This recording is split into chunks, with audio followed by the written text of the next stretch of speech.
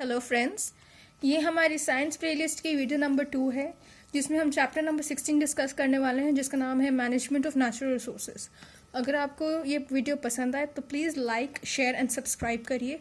और जी हाँ, बिल्कुल मत भूलिएगा study@28@gmail.com पे हमें अपनी फ्री नोट्स की रिक्वेस्ट भेजना। जैसे ही आप लाइक सब्सक्राइब और शेयर करेंगे इस वीडियो को, वैसे ही आप हमें ये study@28@gmail.com पे रिक्वेस्ट भेज सकते हैं या फिर आप हमें नीचे कमेंट में भी बोल सकते हैं। तो आइए हम शुरू करते हैं इस चैप्टर के साथ।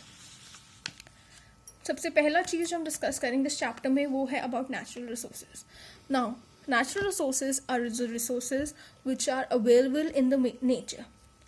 कुछ सालों पहले इन रिसोर्सेज अबांडेंटली अवेलेबल थे, बट जैसे जैसे हमारी पॉपुलेशन बढ़ रही है ये रिसोर्सेज डिप्लीट होने लगी है।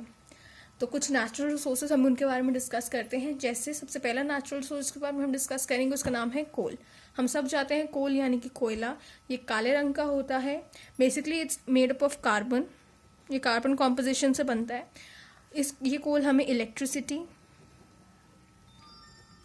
प्रोडक्शन में हेल्प करता है। ये एक फॉसिल फ्यूल है। ये deep with in the earth caves होती है, वहाँ से एक्सट्रैक्ट किया जाता है। और ये नेचुरल रिसोर्स अबंडेंटली अवेलेबल अब नहीं है, ये धीरे धीरे डिप्लीट हो रहा है। हमें कोल से पेट्रोल और बहुत चीज़ें मिलती हैं। नेक्स्ट है हमारा वाटर। अब पानी, वाटर, हम ये सब जानते हैं कितना कितना इंपॉर्टेंट नेचुरल रिसोर्स है।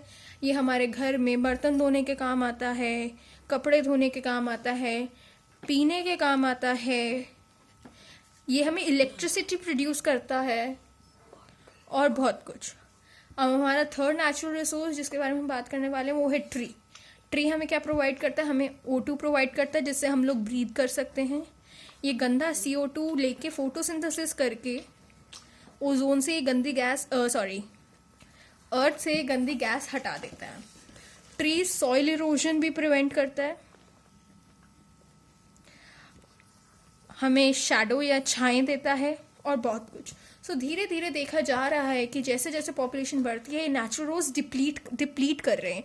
और अगर ये नेचुरल रिसोर्सेज बहुत जल्दी ख़त्म हो जाएंगे तो हमारी आने वाले जनरेशन के लिए कुछ नहीं बचेगा। अब हम आगे बढ़ते हैं। अपनी इन्वायरमेंट को बचा के रखने के लिए हमारे पास कुछ तरीके हैं। उनमें से अभी हम डिस्कस करेंगे 3 R's to save the environment. That is reduce, recycle and reuse.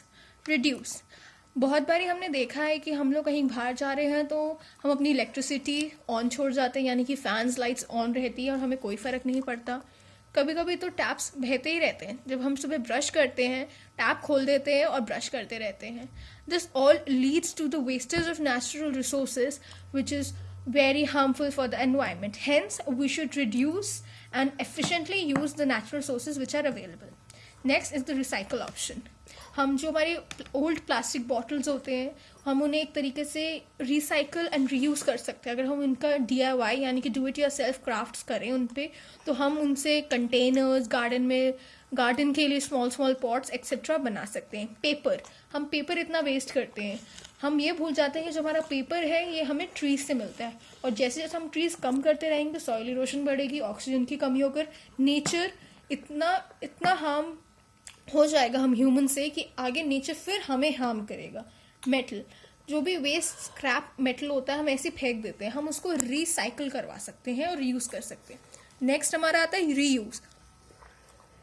ये जो रीयूज होता है ये रिसाइकल से भी बेटर होता है, बिकॉज रीयूज में कोई एनर्जी कंजम्पशन नहीं होती। हम जो ओल्ड मटेरियल है उसको अगेन एंड अगेन यूज़ करते हैं। जैसे हमारे पास जो पॉलिथीन बैग्स होते हैं वो एक साइड से गंदे हो जाते हैं, हम उसे दूसरी साइड से यूज़ कर सकते हैं। पेपर बैग्स हो गए, हमारी जो बेडशीट्स होती हैं वी कैन रीफोल्ड इट और fold it in another way and then we can use it. So hence there 3 R's to save the environment are known as reduce, recycle and reuse. अगर exam में question आए तो आप इसका ऐसे एक diagram बना के आइएगा, आपको बहुत अच्छे मार्क्स मिलेंगे। यहाँ लिखिएगा रिड्यूस, यहाँ रिसाइकल और यहाँ रीयूज।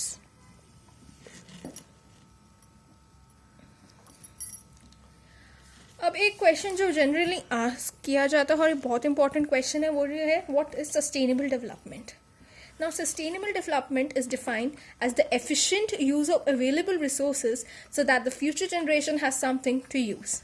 यानी कि जो रिसोर्सेज हमारे पास अभी अवेलेबल है हम उसको इतना एफिशिएंटली और ढंग से यूज़ करें ताकि जब हमारी फ्यूचर जनरेशन आए तो उसके पास किसी भी चीज़ की कमी ना रहे.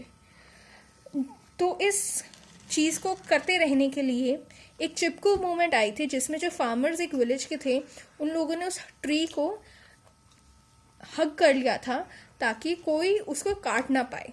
बेसिकली वहाँ भी उस जगह उस फॉरेस्ट को खाली करके बिल्डिंग्स और अर्बनाइजेशन करनी थी, बट उन लोगों ने वहाँ रहे, उन लोगों ने कुछ नहीं करने दिया, ट्रीज को हक कर लिया और इसलिए हम इसको चिपकू मूवमेंट कहते हैं. नेक्स्ट अब हम जिसके बारे में बात करेंगे वो आता है वाटर हार्वेस्टिंग. अब वाटर हार्वेस्टिंग क्या होता है? वाटर हार्वेस्टिंग जो हमारे पास लोकल वाटर अवेलेबल होता है हम उसको वेरियस हार्वेस्टिंग टेक्निक से रीयूज़ कर सकते हैं. जैसे कि अगर आपने रेन वाटर हार्वेस्टिंग के बारे में सुना होगा, जब बारिश का पानी एक रूफ पे इकट्ठा हो जाता है वो पाइप्स के थ्रू अंडरग्राउंड जाता है और सेफ होता है. इससे जो क्रॉप्स है उनको पानी मिलता रहता है, इनडायरेक्टली ही मिलता है. और कभी आपने समरसेबल के बारे में भी सुना होगा, तो समरसेबल से हम यही पानी ऊपर लाते हैं और यूज़ करते हैं, नीचे रह के ये पानी साफ सुथरा हो जाता है. तो दोस्तों ये चैप्टर यहाँ एंड होता है. हमने आपके बेसिक्स सारे क्लियर कर दिए इस चैप्टर के.